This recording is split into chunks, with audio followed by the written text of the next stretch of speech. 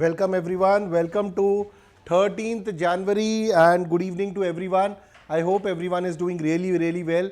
I hope my audio and video is clear to everyone.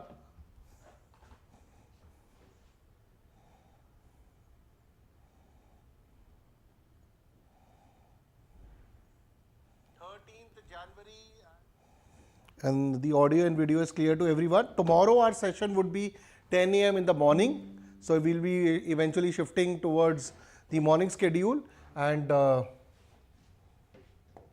we'll be shifting to the morning schedule and day after tomorrow I will be back in Bangalore.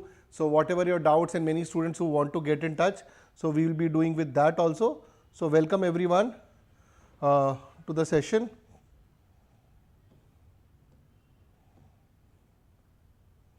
Okay, good evening everyone. So tomorrow the 10 a.m. morning timing will be starting 15th back to Bangalore. So welcome to 13th January session and before I proceed for the thought for the day, intensive prelims booster program of Insights is available under the guidance of Vinay sir, who is the founder and director of Insights IAS.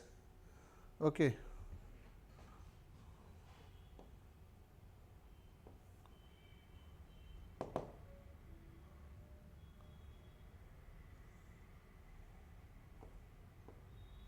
Okay, and this course features structured completion of syllabus, 46 tests, and rest of the details you can also get by scanning the QR code. It includes 30 GS and 16 CSAT tests. This is basically targeting your upcoming prelims examination, and as you know that Insights test series, it's not only the best, it is the bestest of the test series which is available, and you can join this course which will really help you in your coming examination. Okay, apart from that, interview guidance program under Vinay sir is there, and Vinay sir, this interview guidance program, this would be happening from 15th January to 21st January 2025, and Vinay sir would be in Delhi at the Delhi Insight Center, and if you're looking for proper guidance, one-on-one guidance from Vinay sir for your UPSC interview, and if you have cleared the mains and a UPSC interview is approaching, I think you should take this admission because this the interaction with Vinay sir will really help you. So if you've seen, I've done multiple podcasts with Vinay sir, and recently I also did a podcast on how to prepare for the UPSC interview. Sir has been taking UPSC CSC interview for a very long period of time, and he understands the nerves, he understands the mistakes, nerve mistakes, pressure mistakes by a candidate, and what is the right approach to, go with your DAF, what kind of questions are expected, what kind of reading is expected. And most of the times when sir has predicted that these are the marks which you will get, more or less the candidates have got those number of marks. And first focus is not on creating those, you must have seen on YouTube some kind of content comes, this, this real content is not the focus, rather focus is actually helping the candidate. So you should take admission in this, and this would be at Insights Delhi Center, and you can come at the Insight Delhi Center in Old Rajendra Nagar, ORN, and this will help you interview skills, one-on-one offline mock interviews with Vinay sir. Rest you can call the Delhi Center number of Insights IAS for all the details. Okay, now for the thought for the day is, all our dreams can come true if we have the courage to pursue them. So obviously we all have dreams. The problem which happens is that we all have dreams, but courage is something which which some people have it and some people have it for some days, or some people don't have it. So if your preparation of examination is happening because somebody asked you to do or somebody has forced you to do, after a point of time you will lose, you will not put any effort in that examination. So first of all, you need to start your preparation, put an effort, and there are chances, the things might not happen, but you need to have the courage to accept that the mistakes are happening, courage to accept the failures are happening, and courage also to accept if a success comes. But courage is a very important factor, and most of the people today don't have the courage. So I will, it is generally said that the courage people are born with, but if you can inculcate, or if you can inculcate the habit of accepting failures and success, it will go long for you. So let's move towards the important news for today. Important news have come.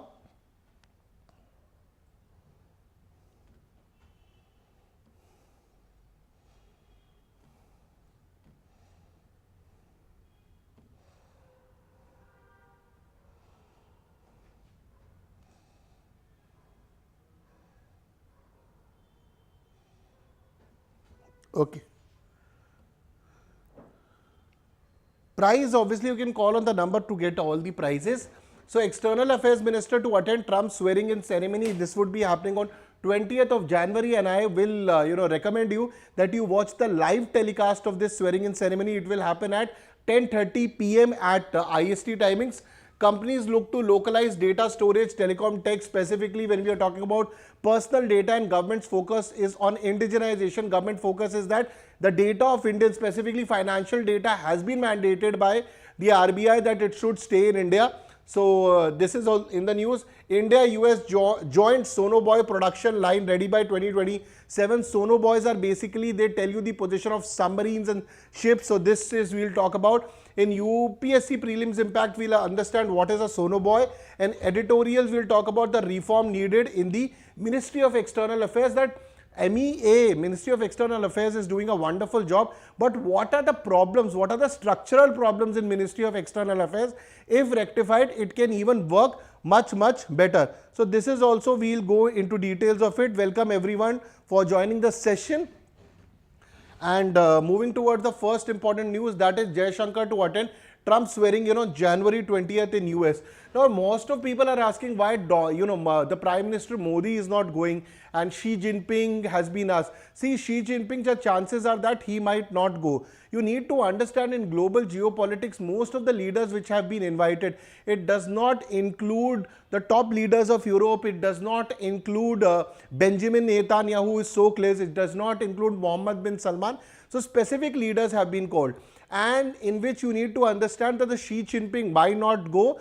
He has been invited. The chances are that that Wang Yi, the foreign minister of China, will go, because when Trump is doing his swearing in ceremony and all these leaders are sitting, see, this is not a state visit of Xi Jinping. Now Xi Jinping would be sitting with a Brazilian ex-prime minister, he would be sitting with Italian prime minister. So it will look like that geopolitically and in terms of international affairs, it will look like the message will go that Xi Jinping is beneath the American leader. It will also send a message that he is equivalent to the other international leaders, and that will not be good from China point of view, because today China is looking as a country which is trying to counter Americans. So this might be a geopolitical ploy, this might be a geopolitical trap to call Xi Jinping, and so that he comes. But I highly doubt Xi Jinping will come, because most of the international and geopolitical experts are also saying the same thing, that he should not go, because he would be in the category of other international leaders which are far below, not beneath but below in the power of China, where China stands today. So let's see what exactly happens. Only time will tell what exactly happens. So External Affairs Minister has been invited to represent the government of India at swearing in of Donald J. Trump as the 47th President of India. Now India is being represented by External Affairs Minister, not Prime Minister is going, and that is a very good step. Probably behind the cameras there would have been a talk. If you remember, External Affairs Minister was also in America in the month of December 2024. That time this invitation might have been given, and it is very good that the External Affairs Minister is going, where other Prime Ministers or top representatives would be there. And it will also give a chance for External Affairs Minister to meet the representatives and the team of Donald Trump. Obviously, he has met some of them previously also, and this is happening. So it's a very good, geopolitically it's a very good step. Internationally, India-US relation, it's a very good step that External Affairs Minister is going, not the Prime Minister of the country. Obviously, later on, Donald Trump is expected to come during the Quad summit, because Quad would be hosted by India. So it would be significant, even reflects the global interest in US leadership and opportunity to advance the diplomatic ties. And second thing, also the importance of how India is increasing in world affairs. Okay, the invitation was extended by Trump-Vance inaugural committee to External Affairs Minister. It was specifically being given to Dr. Jaishankar. It was not being given to the Prime Minister Modi, because they also understand that calling Modi right now is not correct compared to the other Prime Ministers and dignitaries would be there. Because right now Trump is not even calling the most important, like Mohammed bin Salman has not been called, Benjamin Netanyahu has also not been called. Probably he would be meeting them on one-to-one state visits. So speculation of invite to PM, but sources clarified that invitation was specifically to External Affairs Minister. Several global leaders, including Chinese President Xi Jinping, are expected to attend the swearing-in ceremony, highlighting its global significance. Mr. Trump, since 2024 election victory, has met such leaders: Emmanuel Macron of France, President Vladimir Zelensky, and again he has told multiple times that he is not interested in the war, and on day one he will end the Russia-Ukraine war. And the Trump has also shown interest in meeting Vladimir Putin. I think they might meet at some of the neutral countries. That meeting might also happen very soon. So global representation and interest. Then diplomatic agenda for India. So during his visit, United States visit, External Affairs will meet members of the incoming administration. Most importantly, Congressman Michael Waltz is very important, because Michael Waltz will be the next National Security Advisor of America. Key India-US issues, discussions, India's strategic priorities and bilateral ties. Obviously, most of the things will continue. The relationship from Democrats, it will continue with Trump. There might be issues of trade and other defense, which the discussion will happen. But in the recent days, if you see yesterday, day before yesterday also, on Saturday, we were discussing about the in the nuclear, we were talking about that nuclear news, that their agencies and their companies can directly deal with India, extending what happened between India and US nuclear deal. So the meetings will also explore the possibility of hosting Trump during the 5th Quad Leaders Summit, which India will host. Significance, obviously there is a huge significance of the India strengthening India-US relationship. Global diplomatic spotlight would be there, and if India's representation is there, though done by External Affairs Minister, still it shows that India has arrived on a global scale. Obviously in the last 10 to 14 years, if you see, I've continuously told you multiple times that India is a country with a de-hyphenation policy. India is a country which is sitting in a pivot. We can talk to US, we can talk to Canada, we can talk to Ukraine, we can talk to Russia, we can talk to, for that matter, Israel, Hamas, Israel and Palestine for that matter, and Iran also. So globally, geopolitically, the stature of India has definitely grown. So Quad and regional cooperation would also be one of the significant events for India. So I've given a question also for you guys, which you can go through. That is, India's participation in global events reflects its growing global stature and strategic interest. Analyze the implications of External Affairs Minister participation in the US presidential swearing-in ceremony for India-US relations. I've given you an expected line of answer. This is something recently I've started adding. It will help you in your answer writing, provided you are doing answer writing. Good evening everyone, provided you are doing answer writing. Next important news is India-US joint sonobuoy production line expected to be ready by 2027. Now sonobuoys are very important, okay. They are very important to identify, they have the capability of identifying the location of ships and submarines. So sonobuoys are, first of all, they're expandable for they can be deployed by helicopters, they can be deployed by aircraft. So once they are dropped in a canister, they would be dropped on water, and once they fall on the water, they expand. So expandable electromechanical acoustic sensors are there in it, and that relay underwater sound emitted from ships and submarines. And once this gets on the radar, what is the position of that ship and submarines, then you can target it. For example, if you want to target Chinese, Pakistan submarines and ships, we can use sonobuoys. So India and US are working on this. So they help in detection, they can detect, they can classify, and then they will eventually prosecute or eliminate the adversarial ships and submarines. That is the capability of sonobuoys. Okay, a naval helicopter of fixed wing, for example, if you see, this is a helicopter and it has released this is a sonobuoy. Now this will fall on water, then it will do expansion will happen, and through its acoustic sensors, it can find the location of submarines and ships. Once the location has been identified, then action can be taken by your naval forces. So they are dropped in canister. These are like, containers. These are like containers deployed automatically upon impact with water.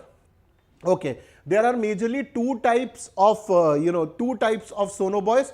One is passive and other is active. When you talk about passive sonobuoys, they only listen for sounds. For example, this is a sound of submarine which is coming. So passive one would be listening to the sound, and then they will direct the signal or the location of that submarine or ship.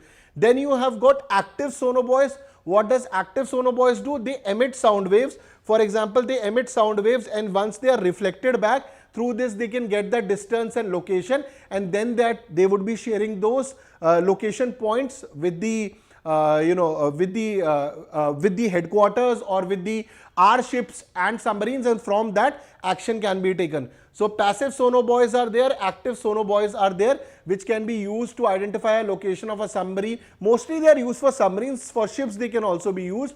And once you are able to identify the location of submarine, then you can take a action against them if you want to prosecute them, eliminate them, whatever you want to do. So this is very important from the point of science and technology also. A question can come for your prelims. Okay, a question can also come for your prelims. Now moving further into this, so India-US joint sonobuoy production line expected by 2027. So in a landmark development, India and US have announced co-production of US sonobuoys, a critical technology for undersea domain awareness, with the final assembly to be done in India. So obviously India and US are coming, and this would be undersea technology because you would be able to find the location of submarines, and obviously you can also find the location of ships. So this is this production will be starting, and by Donald Trump's presidency is coming and Joe Biden presidency is going, and by this last week more or less actions which we have seen in the nuclear sector, sonobuoys and defense, it seems to be very good, building a healthy relationship between India and America. So partnership Make in India initiative will involve Ultramarine and Bharat Dynamics. From Indian side it would be Bharat Dynamics company, and from the American side the company which would be involved would be Ultra Maritime, and they would be coming together and starting the operation by 2027. So it's a Make in India initiative where one American company would be there. From Indian side, Bharat Dynamics Limited would be there, and the production will start by 2027. This again shows the healthy relationship which is developed between India and America. And as per my analysis and as per what I read, what we are hearing is that with the coming of Trump, the defense relationship and strategic relationship will improve further, and the focus of Donald Trump on Quad would be very high. Let's see what exactly happens, and I would definitely recommend you the swearing in ceremony which happens on, which you can also watch. It would be 10:30 p.m. IST timings, and I am sure do listen to it because geopolitically the world would be changing. So that would be of your 20th January. Okay, so key highlights would be strategic significance of sonobuoys. Sonobuoys are high-end water tracking system used for detecting submarines. The technology enables wide area searches. I think this we have already done. This is just a little bit of more data. High-end water tracking system, wide area searches, and it would be using acoustic solution for different environment, and you can find the location of submarines and ship. So system will be interoperable, and now since India has P8I, we had bought P8I from America earlier. That is for surveillance aircraft which Indian Navy has, which we bought from Americans. Then we have MH-60R helicopters. This also we purchased from the Americans, and we are also buying this MQ-9B Sea Guardian aircraft. This we had covered in October 2024 Daily Decodes also. In all these three platforms, these canisters, or rather these sonobuoys, can be used or integrated. And since these platform P8, MH-60R, MQ-9B Sea Guardian, these are also used by other Quad countries like Australia and Japan. Now with them also, if we are doing exercises, since we have similar kind of weapons and armaments and the airplane systems and MH-60R, the exercise would be much better because we would be using similar kind of weapons which we have bought from the Americans. So sonobuoys will be co-produced by Ultra Maritime and BDL, with the final assembly will happen in Visakhapatnam. This will also lead to huge amount of job creation, because a certain kind of military complex, if not huge, at a small juncture also would be created, creating a huge amount of jobs. US specification systems are equivalent to those used in P8 aircraft, and India has the P8 aircraft. We have multiple systems, P8 we have, MH-60R we have, and the other system which I was talking about. Then we also have MQ9B. Sea Gardens, we'll get it.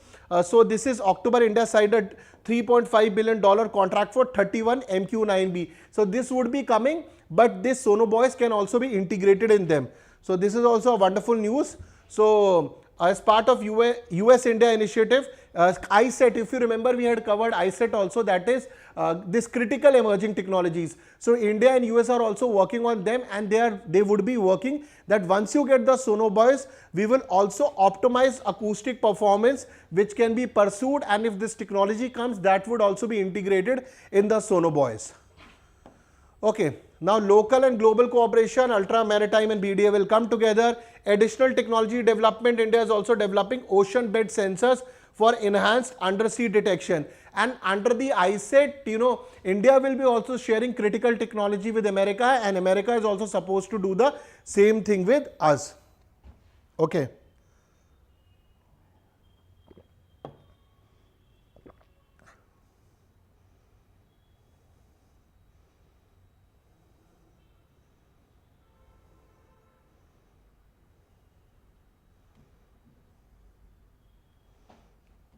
Okay.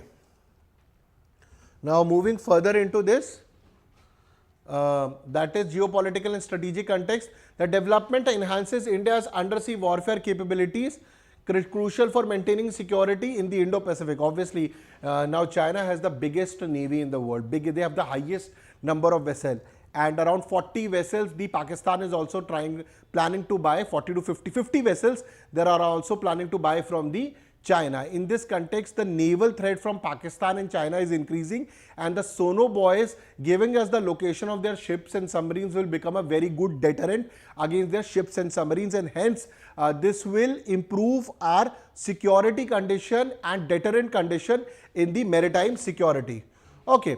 So with the India operating US platforms like P-8 aircraft, co-production strengthens. Specifically, it strengthens because Australia and the Japan also use similar kind of system. So Malabar naval exercise will also, in which Malabar naval exercise, India is there, US is there, Australia, Japan is there. Obviously, if you are using similar system, interoperability would be very, very high. Strengthening defense ties, India-US defense ties are already improving. This will take it to the next level. Boost to indigenous manufacturing, because this would be happening in India. Production will start around 2027. Regional security, I've already told you, this would be enhanced undersea capability of the Indian Navy, and from the maritime security point of view, countering strings of pearl strategy of China, and if we talk about even a diamond necklace strategy. But eventually, even if you talk about diamond necklace strategy, you need to have very good navy, good armaments, good naval fighters, and this sonobuoy capability would be enhancing the capabilities of our submarines and ships also. So let's move to MCQ. The sonobuoys will be fully manufactured in the US and assembled in India. No, that is not correct. The production line will be operational by 2027 under the Make in India initiative. Correct. These sonobuoys will be interoperable, allied with military platforms like P-8 aircraft. Correct. So 2 and 3 are correct. B is the correct answer to this question. Okay, so this is the correct answer. B is the correct answer to this question. Now the next important is company look to localize data storage. Companies look to localize data storage, telecom, tech. Okay, now the third important news we have reached. First we spoke about, first two news were more or less about the America. First were Jaishankar going for the presidential ceremony, the swearing in ceremony, and the second was about sonobuoys, India, US, and third is about technology. And this news talks about indigenization, and this news talks about making those systems through which the data of India stays in India. So two important companies, this news is related to two important companies, that is Digibox and Cloud Photonics, which are in front race of implementing this. So Indian companies are increasingly capitalizing on policy shifts and geopolitical development to localize tech stack, including data storage and telecom technology. When it comes to making telecom technology, indigenized telecom technology, not dependent on Chinese technology. And here I am talking about optical communication, optical fiber communication, which is which is stated that it would soon cross more than $45 billion industry.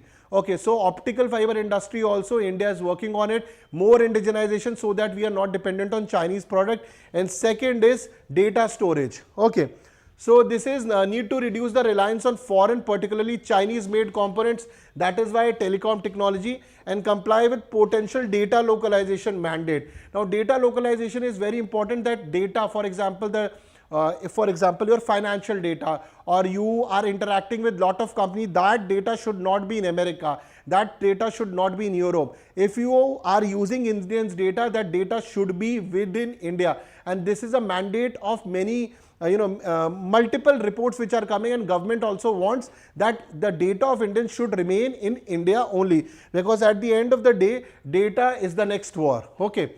So shift in telecom equipment production, now cloud photonics, it is a transceiver industry. This is optical fiber communication, okay.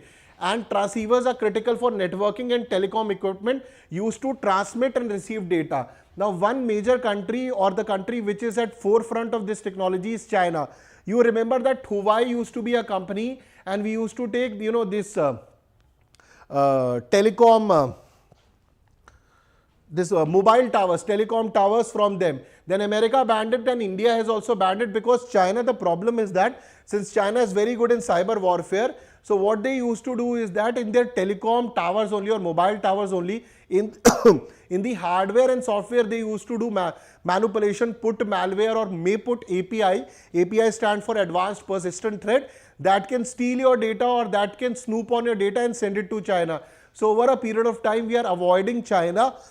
I beg your pardon, avoiding China specifically in terms of this towers and communication, because see, they might be stealing our data, but if they start stealing the confidential data, or the security data, or the data of, say, if they are able to, if Prime Minister is using a phone and that is going through some towers, ABCD towers, or they are able to hack on that, or rather those towers are already compromised, because we bought Huawei system, and those systems from the starting only were compromised, in the sense there was a malware, there was an API, and they were stealing information and sending to China. So this way our national security can be compromised, and that is why it makes sense to not use Chinese parts.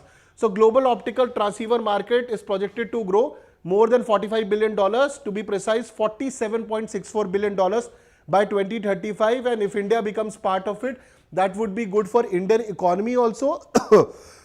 That would be good for Indian economy also, and that would be overall very good for the growth for jobs in our country. So local production efforts aim to reduce dependency on imports from China, and significant share of data center and network infrastructure caught. So focus would be which constitute a significant share. So local production aim to reduce dependency on imports and constitute a significant cost on focus on our data centers.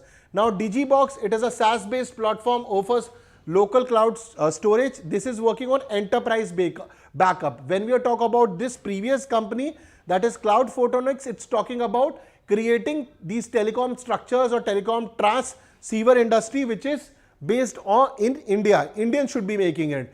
Digibox would be focusing on local cloud storage. Data remains within India. Now this Digital Personal Data Protection Act 2023, it is not mandating localization, but leaves the door open for specific sectors to require it. For example, one important sector, which is Reserve Bank of India, already mandates local storage of payment data. So once you start getting the payment data, or once you start getting other data, how Indians are interacting, that data can be used in favor or against you. That is something which we need to see, that data localization is very, very important. Okay. So Digibox promotes Swadeshi ethos, ensuring secure storage of digital assets and intellectual property within the country.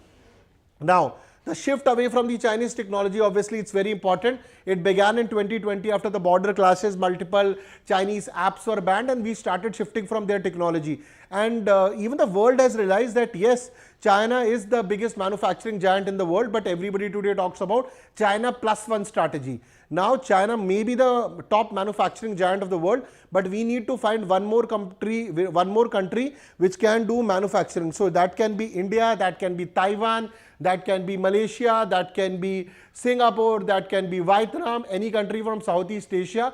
And with the depth and with the population and with the the land mass of India, if you see the geography of India, if you see the land mass of India, if you see the population of India, given the right skill set, it is possible that we can create it. When I talk about land mass, because there are different, different states in India and they have different strengths that can be utilized.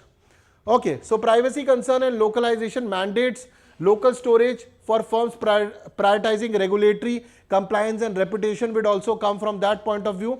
Although local storage is costlier due to limited scale, but eventually you need to realize that reputation benefits and aligns with privacy concerns are increasingly becoming very important. And from the government point of view, the secretary of MITI, that is S. Krishnan, is he is welcoming this trend of local production and commercially driven decision that align with India's broader policy objectives. Initially, the cost can be high, but eventually, if the data is in India, it will benefit it, and every company more or less they will have to come when the mandate of the government comes.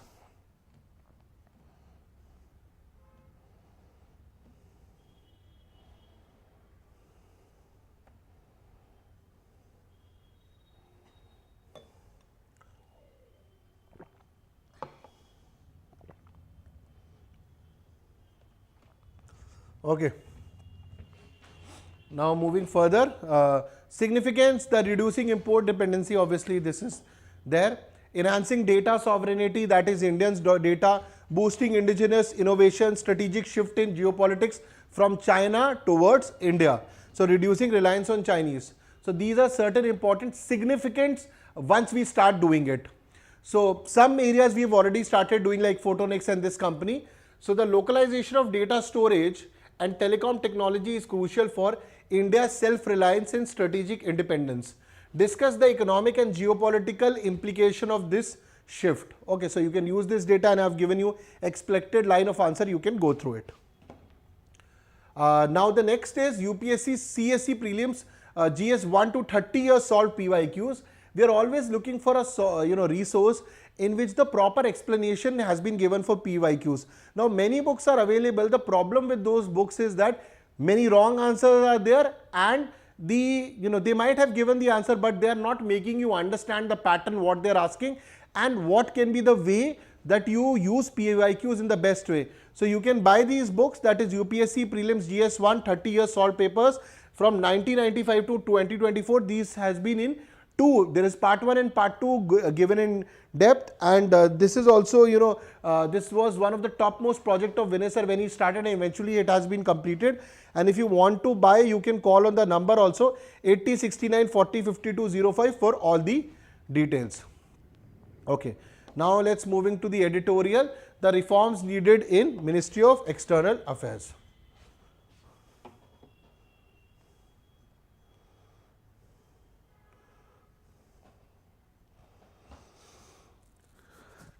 Okay, so now this is a wonderful article. This article has been written by Colonel Rajiv Agarwal. He is the former director at Ministry of External Affairs, New Delhi. So obviously he's got a huge amount of experience at Ministry of External Affairs. So it's a wonderful article by Colonel Saab. He talks about that, at the level of, foreign relationship, India's growth is happening, India's pivot is moving, everything is going good. But there are certain structural problems in Ministry of External Affairs that needs to be resolved. So India's rising global structures marked by consistent economic growth, political stability and bold autonomous foreign policy, these are good things. India is being invited into the Trump ceremony. The invitation is coming. We are buying sonobuoys. India was last year at G7, Kazan summit, the BRICS summit, wonderful things. But if certain things change in Ministry of External Affairs, the result would be even much better.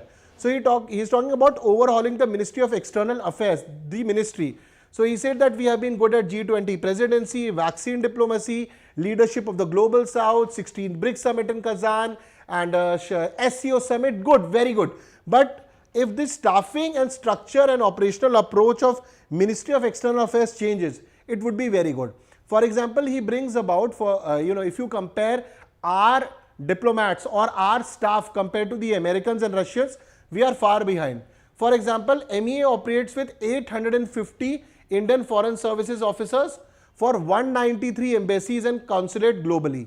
If you compare this number with the Americans and Russians, this is far less.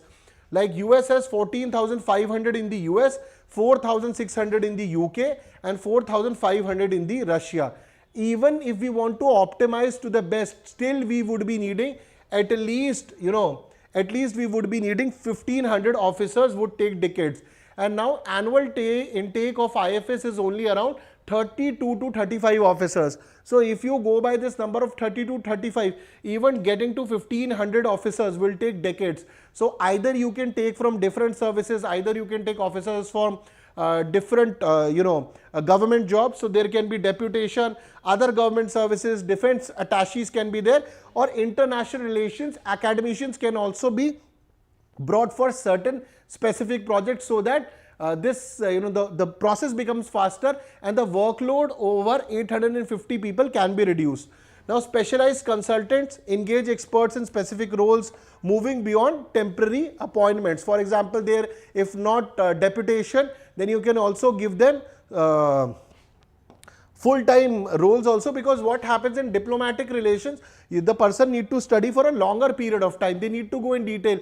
Every 2 months, 6 months, 8 months, if you are changing, it will not help. And that is also one of the biggest problem of Ministry of External Affairs. They have this policy of rotational policy. So a person who has been there for 8 months or 1 year, then you shifted to somewhere else. So today is an era of specialization.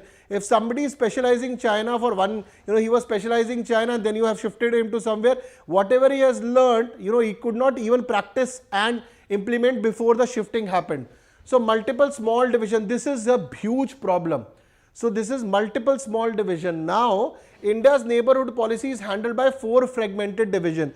Now if you want to understand Bangladesh and Pakistan, they are in separate divisions. Okay. Now today Pakistan is meeting Bangladesh. Today Pakistan, Bangladesh and China are also meeting. Once you have this, you have fragmented approach. Even eventually you need to combine data and study. They do combine data and study, but they need to realize today Pakistan and Bangladesh geopolitics is happening, and we need to understand Pakistan, Nepal, Bangladesh and China.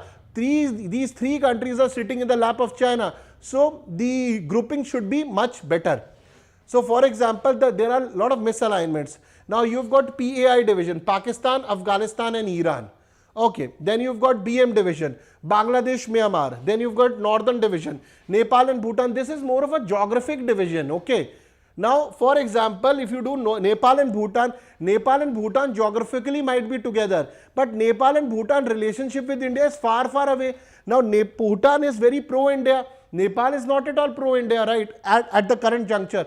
Prime Minister Oli's first visit happened to China, not to India, right. Bhutan, on the other hand, in the case of Doklam, is very pro-India. The king of Bhutan is also very pro-India compared to China. So, in this context, it makes sense that when you talk about Nepal and Bhutan, for example, you have Nepal, Bangladesh, Myanmar, Pakistan. Now, obviously, this group is being made from the point of view of geography. We need to move from point of view of geography and understand geopolitically. Then you've got Iowa division, Sri Lanka, Maldives and other nations in the Indian Ocean region. Now, Sri Lanka, Maldives, okay, still, from the point of view of that Sri Lanka or Maldives, and there, Sri Lanka also, you've got a new prime minister there, new president there, Dissanayake has come, but again, Sri Lankan's policy also need to be studied. Okay, Maldives also, it was, pro-China, now anti-India, now pro-India. Okay, still this is still fine, but there's a lot of problem in this PAI division and BM. Now, Iran has been put in PAI division. Now, Iran has not been put in a Middle East division. That is again a problem. Now, Gulf division you talk about, in Gulf division, Iran should be in Gulf division. Iran is not even in Gulf division. So, Gulf division sees 8 Gulf countries, and WANA, that is West Asia, North Africa division, handles the rest of West Asia and North Africa. Now, when you talk about WANA division or you talk about Gulf division, neither Turkey and neither Iran, both of them are not in this division. Now, the problem is that if Turkey is in this CAR division, that is your Central Europe division, CED division. So, yes, Turkey forms part of Europe also, but Turkey interference in Middle East is very high. In the terms, if you remove Turkey, there would have been no HTS in Syria. and Turkey has a huge amount of influence in Middle East. Iran has a huge amount of influence in Middle East, but both of them do not form part of WANA, neither the Gulf nation. Now this is the problem with this division which needs to be rectified. So consolidating division is necessary for more integrated and efficient approach. Though this data is collated at a higher level, but if you consolidate divisions, that would be much better. Now challenges for Delhi based officer. First of all, most of the people don't want to take a Delhi posting because housing is not available and financial incentives in Delhi are very less. If you don't come to Delhi, policies are made in Delhi. So all these officers only want the foreign postings because the incentives are better, salaries are better and houses are better. They don't want to come to Delhi. So this is something which the staffing needs, which needs to be rectified. So better housing, medical coverage and educational facilities for families should be given. This way Delhi postings will becoming incentivized. Then rotational posting system, and the long-term value of language learning. So officers have foreign language, they become expert in it. For example, they have become expert in Chinese. Now they are expert in Mandarin language and they can do better work in China. But now they have been put in some other country. For example, they have been put in Turkey. So the amount of language they learned, or that art of language they learned through which they can understand better, now that cannot be used. So this is a huge problem of rotational postings. So ensure that at least one language trained officers per embassy should be there. For example, if it's a embassy in Russia, so one person should be there who knows Russian language. Encourage specialization in specific regions or subjects. So skill set should be accordingly.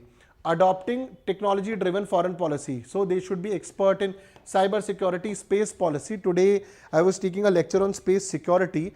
Till now, right now, till even in the UPSC mains, internal security, space security is not a topic which people are taking, but I am telling you space security is, and specifically militarization of space.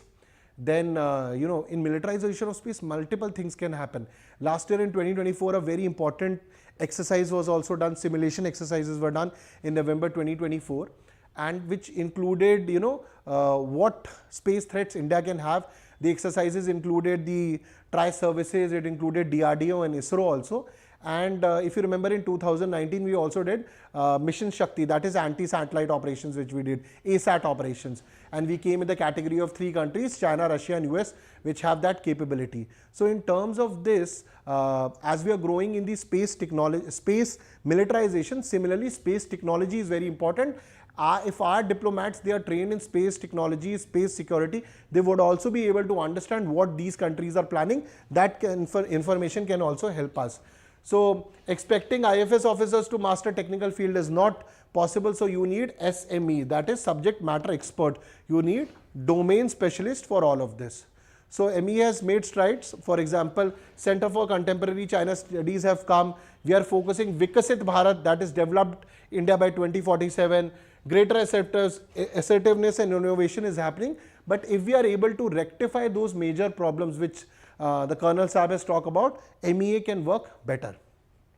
So let's come to the question. As India's global ambitions grow, MEA must evolve structurally and operationally. Discuss the challenges faced by MEA and suggest key reforms. This is an expected line of answer. You can go through it and please do write your answers. Number of students are a little bit less right now. I can understand because the holidays are approaching, and I think there is huge amount of darkness and you are not able to see me and probably not able to connect. By 16th, it should be good. It should be better 16th or 17th once we are back in Bangalore. Better lighting and everything would be there. Okay, so in the extra mile, you can go through what is different about small language models. You can also follow ICANN 2.0. Thank you very much. Take care and Jai Hind and bye-bye. We'll meet up tomorrow at 10 a.m. Take care.